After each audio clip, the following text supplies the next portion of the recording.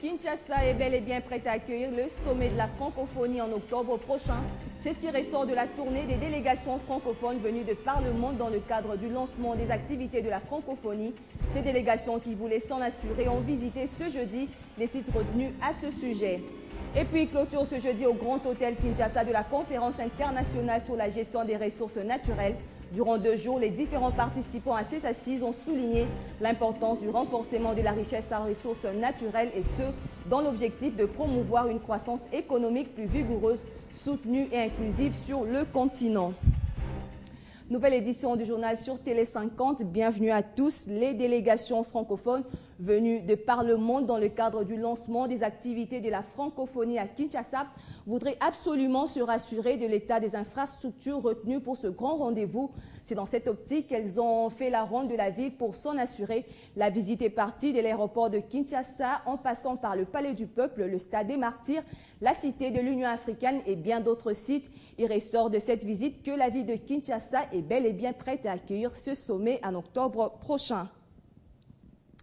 Kinshasa, ville hôte du 14e sommet de la francophonie, vibre déjà au rythme de la grand-messe francophone. Mercredi, Raymond Tshibanda, ministre de la Coopération internationale et régionale, a lancé les activités d'environnement et d'accompagnement de ce sommet. C'est au cours d'une soirée de gala organisée au Théâtre des Verdures à Ngalema, en présence des délégations venues de France, du Canada et de la Belgique. Fabien Lumbala. Et tout à l'heure, plusieurs activités culturelles et sportives avant et après le 14e sommet des chefs d'État et des gouvernements des pays ayant en partage la langue française prévu en octobre prochain à Kinshasa.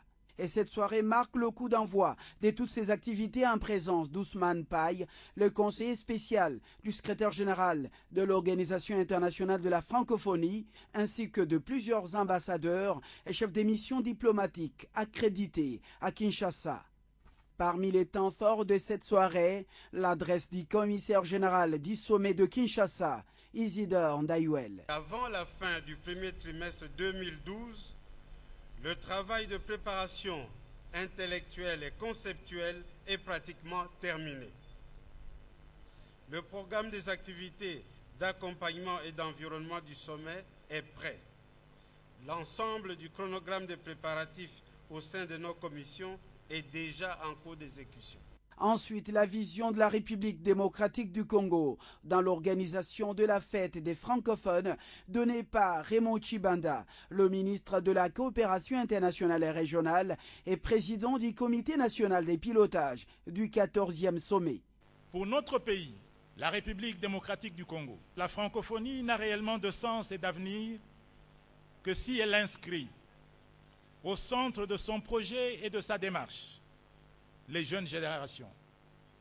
Les générations qui constituent la majorité des 890 millions d'âmes qui peuplent nos États membres.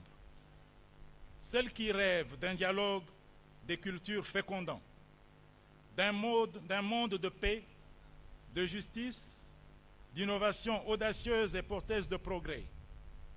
Celles qui, ici chez nous, sont à la fois le sujet et l'objet de la révolution de la modernité.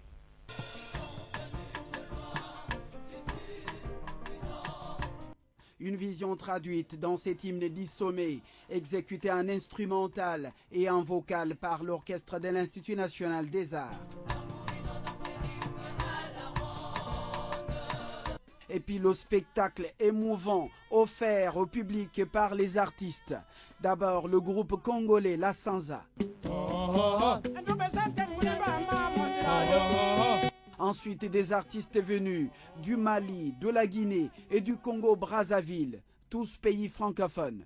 Le clou a été Congo Parade, un spectacle séduisant qui annonce un sommet extraordinaire à Kinshasa, la capitale congolaise, en octobre.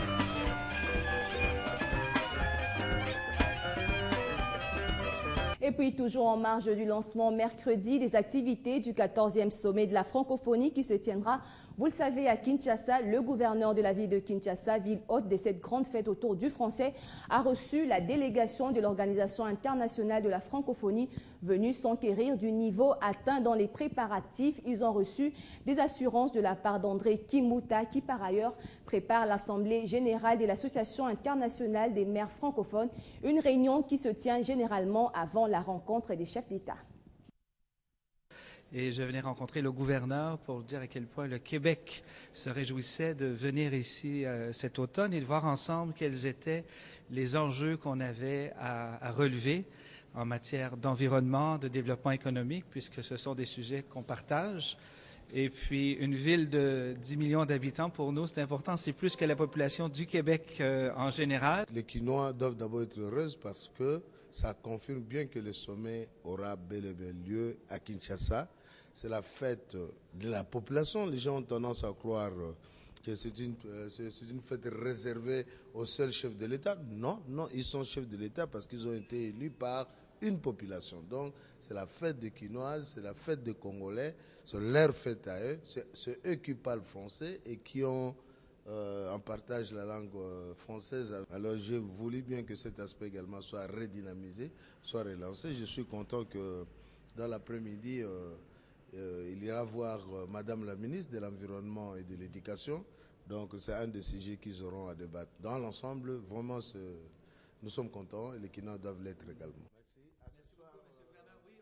Et dans l'actualité également, clôture ce jeudi au Grand Hôtel Kinshasa de la conférence internationale sur la gestion des ressources naturelles durant 2 jours. Les différents participants à ces assises ont souligné l'importance du renforcement de la richesse en ressources naturelles et ce, dans l'objectif de promouvoir une croissance économique plus vigoureuse, soutenue et inclusive sur le continent. Marlon Kachamou. Organisée conjointement par les gouvernements congolais et les Fonds monétaires internationaux, cette conférence a réuni plus d'une centaine d'experts, dont les responsables gouvernementaux de plus de 20 pays africains, universitaires des premiers plans ainsi que des représentants du secteur privé et d'organisations de la société civile. Celle-ci a permis le partage de l'expérience et du capital des connaissances.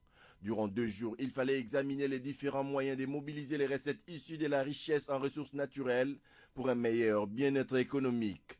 Matata Ponyo, ministre des Finances, a déclaré que la bonne gestion des ressources naturelles en Afrique est d'une importance capitale afin d'assurer que cette richesse bénéficie à tous les Africains. Il y a eu beaucoup de progrès qui ont été réalisés. Il faut que la presse aussi apprenne à noter ces progrès. Je crois que le vice-ministre d'un des pays qui était participant, je crois le vice-ministre de la Mozambique, a bien dit ici qu'il était dans ce pays il y a 3 ou 4 ans et qu'aujourd'hui, lors de son passage, il a été marqué par des progrès énormes qui sont accomplis, notamment dans le domaine des infrastructures, dans le domaine même de l'amélioration des conditions de vie.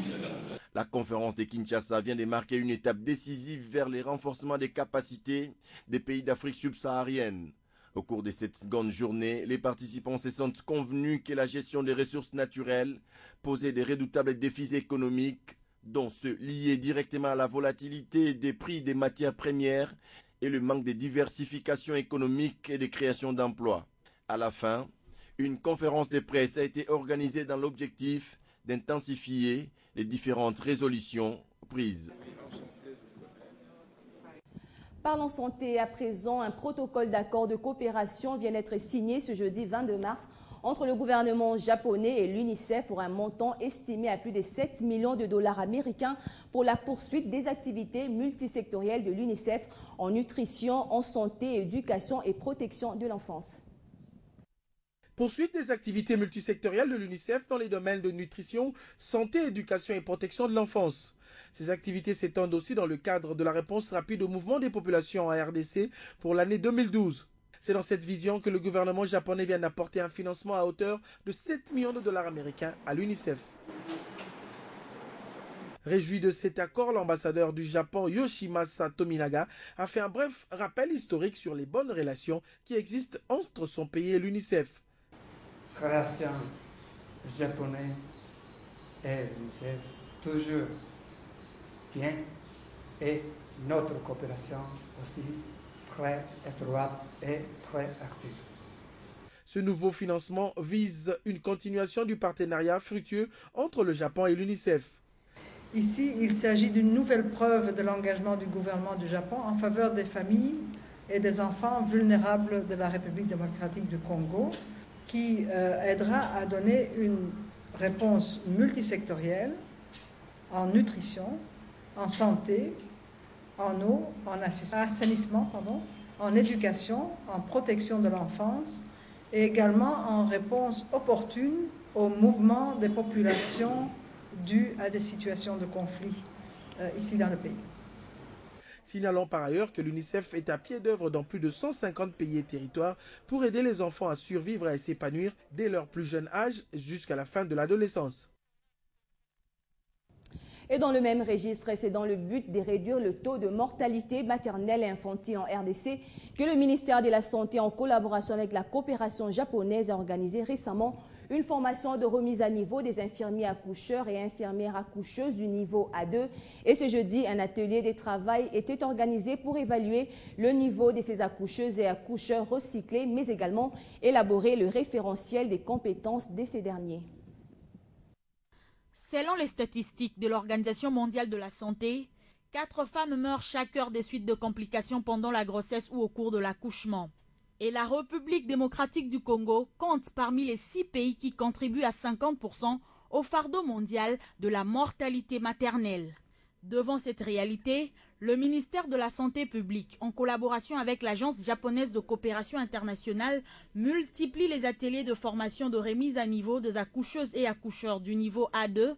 Ces derniers sont souvent accusés d'être à la base de la mortalité maternelle pour incompétence. Le second atelier a comme objectif valider ce que nous avons trouvé comme compétence au premier atelier. Nous devions partir de quelque part, se mettre d'accord sur les compétences que doit avoir l'accoucheuse du niveau secondaire. La mortalité maternelle et infantile constitue un danger permanent pour la population congolaise. Des mesures de sécurité s'avèrent donc indispensables afin d'offrir des services et soins de santé maternelle et néonatale de qualité, d'où la mise sur pied d'un document référentiel de compétences de l'accoucheuse et accoucheur. Et puis professionnaliser l'enseignement en RDC en vue de répondre au développement appelle à lier la théorie à la pratique. Tel est l'objectif visé par le comité de gestion de l'Institut supérieur des techniques appliquées ISTA qui a effectué mardi une visite au siège de l'Institut national de préparation professionnelle INPP à Limete. Il y a maintenant 3 semaines qu'il a été désigné l'informateur. Suivez ce reportage. L'Institut supérieur des techniques appliquées ISTA et l'Institut national de préparation professionnelle INPP envisagent de signer un accord de partenariat qui viserait la professionnalisation du secteur de l'enseignement. Et le premier pas a été marqué par cette visite des ateliers de cet établissement public conduite par le directeur général de l'ISTA. Par ce projet de partenariat, le comité de gestion de l'ISTA voudrait que les étudiants arrivent à lier la théorie à la pratique. Nous devons reconnaître que l'INPP, c'est une institution qui est très bien dotée, c'est une institution qui a fait ses preuves.